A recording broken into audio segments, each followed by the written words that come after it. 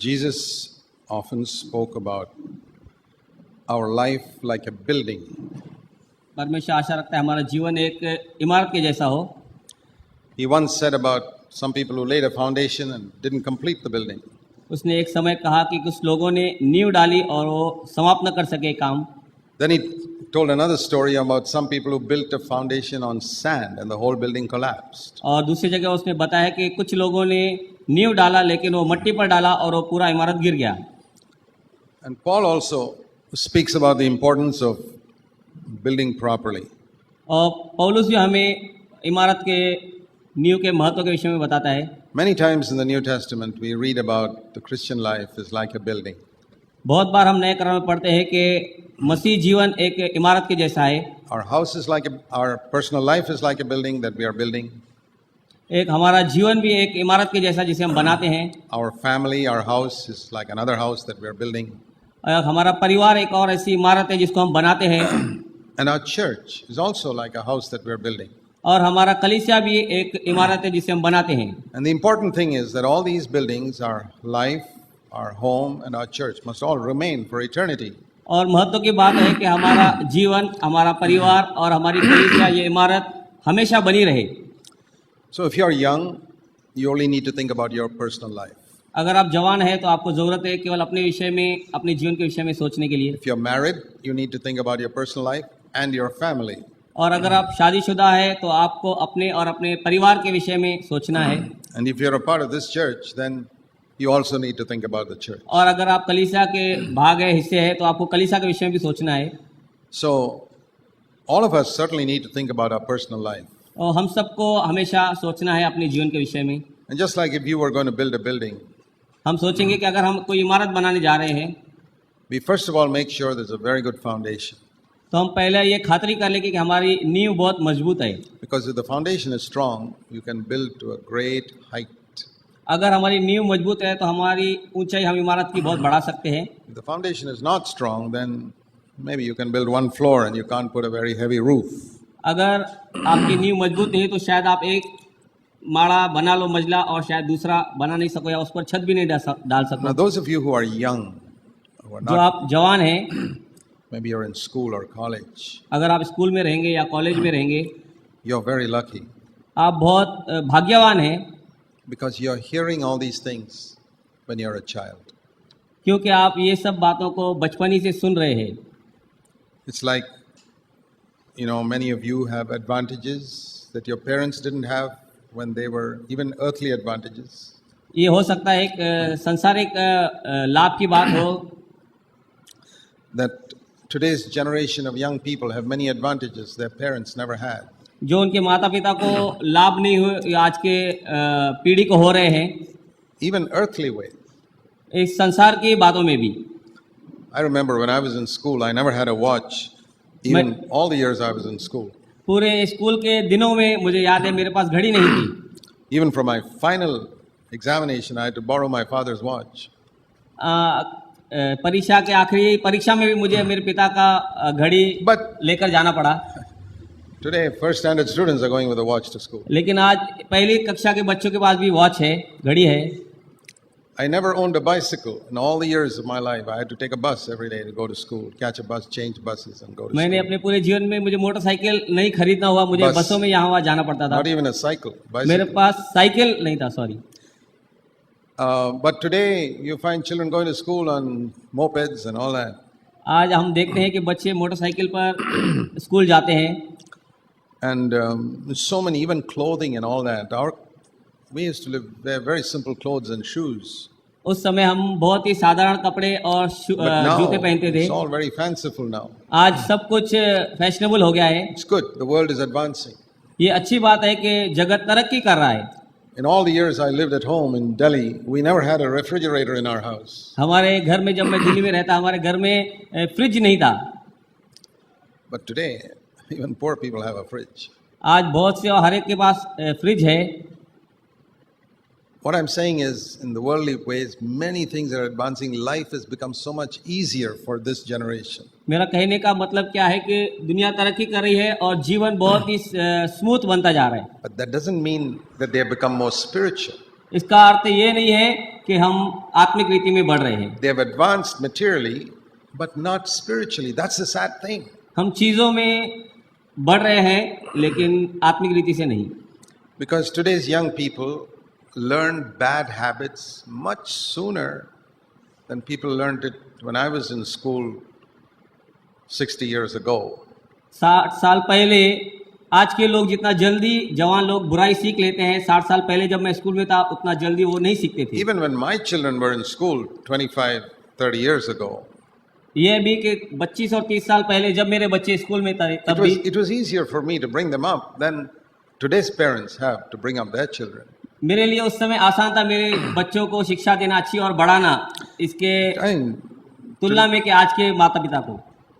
but at the same time, लेकिन उसी समय all of you children in this church have the opportunity to hear truths that I never understood till I was 35 years old. आप बच्चों को ये मौका है कि आज वो सच्चाई आप सुन लो और सीख लो जो मुझे 35 साल तक भी पता नहीं थी। Imagine what I learned when I was 35, you can learn when you're 12. बहुत आश्चर्य की बात है, विचार करो जो आप 12 साल में सीख सकते हैं मैं उतना 35 साल में नहीं सीख सक रहा था। That's like saying I joined first standard when I'm 35 and you joined first standard when you're 12 spiritually. ये हम सोचेंगे कि जब मेरी आंखें जब मैं 35 साल का था तब पहली कक्षा में थी और आज आप 12 साल के हैं और आपकी आंखें पहली कक्षा See में। how much you can progress.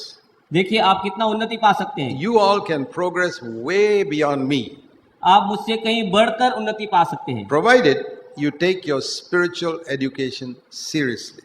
अगर आप अपनी आत्मिक उन्नति को गंभीरता से लेते हैं तो। You don't take your education seriously, you keep failing. अगर आप अपनी आत्मिक उन्नति को गंभीरता से नहीं लेते हैं तो आप गिरेंगे। We had a couple of cases of young men who came to Bangalore.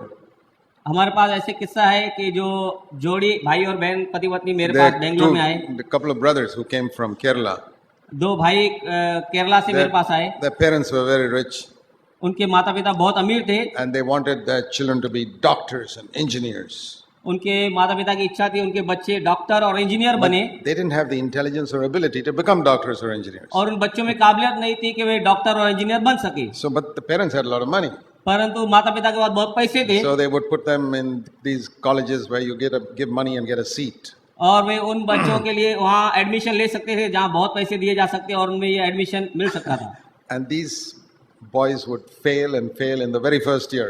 और ये बच्चे पहले ही साल में लगातार फेल होने लगे। By the time their classmates got a degree, these people were still in the first year of their study. उनके संगी लोगों ने डिग्री पा ली लेकिन वो अभी तक पहली कक्षा में ही Now I थे। see a lot of Christians like that.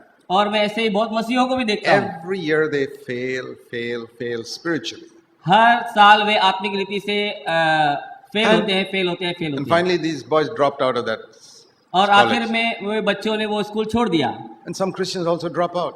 और कुछ मसीह लोग भी ऐसे ही हैं वो छोड़ देते हैं बाद में। Now I want to say to all of you young people, मैं आप जवान भाइयों बहनों को कहना चाहता हूँ just as you take your academic studies seriously, जैसे आप अपनी संसार की शिक्षा को बहुत गंभीरता से लेते हैं you must take your spiritual studies also seriously. आप अपनी आत्मिक शिक्षा को भी उतना ही गंभीरता से Because लेना है that is more important than your academic studies. क्योंकि यह आत्मिक उस शारीरिक से संसार के स्टडी से बहुत महत्व का है। How bad you feel if you failed one year in your school or college? कितना आपको बुरा लगता है कि आप अपने स्कूल और कॉलेज में एक बार फेल हो जाते हैं। You must feel exactly the same way spiritually.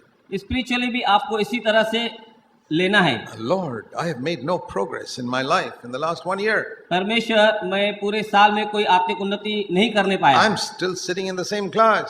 मैं उसी साल Or- अभी भी इसी साल इसी कक्षा में बैठा हूँ। Or I'm sitting in the same class for 2-3 years. 2-3 साल से मैं उसी क्लास में बैठा हूँ। You know, I noticed in the school where my children studied मैं इस बात को जांचा है जब मेरे बच्चे स्कूल में थे that some students would do badly because they got the wrong type of friends they were fooling around with in school. वो कुछ बच्चों को मैंने देखा कि वो बुरे हो गए क्योंकि उनकी संगति बुरे लोगों से थी। The type of friends you have can affect your life. जिस प्रकार के आपके मित्र हैं वैसा आपके जीवन को So- प्रभावित कर सकते हैं। When we build a house, the most important thing is the foundation. अगर हम कोई इमारत बना रहे तो सबसे महत्व की चीज है उसकी नींव। So I want to tell you all something about the foundation of the Christian life, तो मैं आज आपको मसीह जीवन की नींव के बारे में सिखाना चाहता हूँ, because sometimes we don't know that clearly.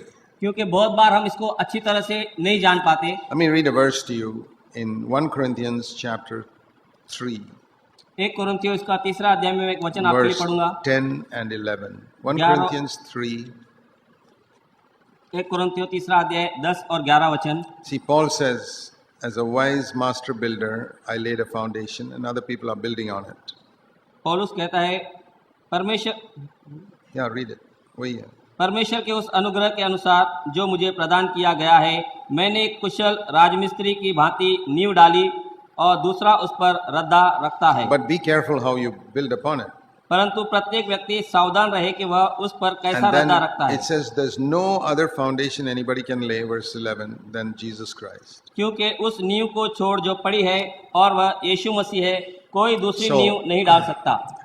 The foundation of your life must be Jesus Christ. आपके जीवन का नींव यीशु मसीह होना चाहिए। What does that mean? इसका अर्थ क्या है? Because from childhood we have all believed in Jesus Christ. क्योंकि बचपन ही से हम सब यीशु मसीह पर विश्वास करते हैं। I never doubted that Jesus Christ was God any time in my life. मैंने कभी इस बात का शक नहीं किया कि यीशु मसीह इस जगत का उद्धारकर्ता और परमेश्वर है। But there's a lot of difference between knowing about Jesus Christ and knowing Jesus Christ. और ये बहुत भेद की बात है, अलग बात है कि यीशु मसीह को नोइंग गॉड है, Knowing about Him and हाँ, knowing Him परमेश्वर personally. के बारे में जानना और परमेश्वर को जानना। It's like all of you may know that Dr. Manmohan Singh is the Prime Minister of India. ये ऐसी बात है कि डॉक्टर मनमोहन सिंह को हम सब जानते हैं कि वो प्राइम मिनिस्टर है इंडिया के। But do you know him personally? क्या हम उसे व्यक्तिगत रूप से जानते हैं? I don't know him. मुझे नहीं पता। You also don't know him, and I also don't know him. आप भी उसे नहीं जानते, मैं भी व्यक्तिगत रूप से उसे नहीं जानता, But you can know everything about him.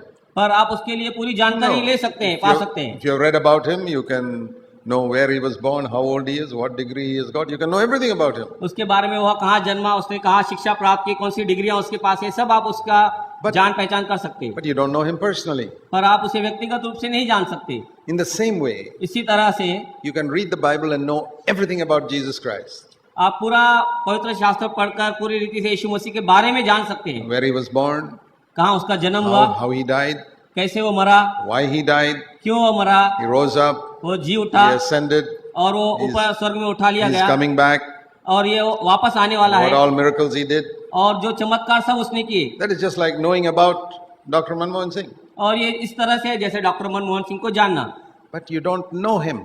पर आप उसे नहीं जानते। You don't know Jesus personally. आप यीशु मसीह को व्यक्तिगत रूप से नहीं जानते। And like Dr. Manmohan Singh does not know me, Jesus may not know you also. और जैसे मनमोहन सिंह हमें नहीं जानता, वैसा यीशु मसीह भी कह सकता है मैं भी आपको नहीं जानता।